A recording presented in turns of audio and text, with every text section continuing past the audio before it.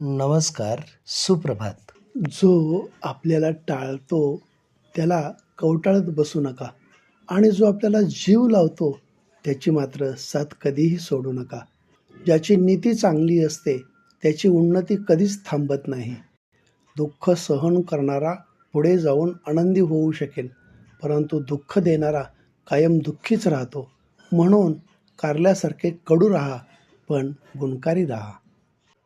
आयुष्यात आपण निष्ठेने वाटचाल करतो, सचोटीने वागत असतो, तरीही आपल्या वाट्याला अपमान येत असतो. त्या प्रत्येक अपमानाचं उट्टं काढण्याचा प्रयत्न करू नका.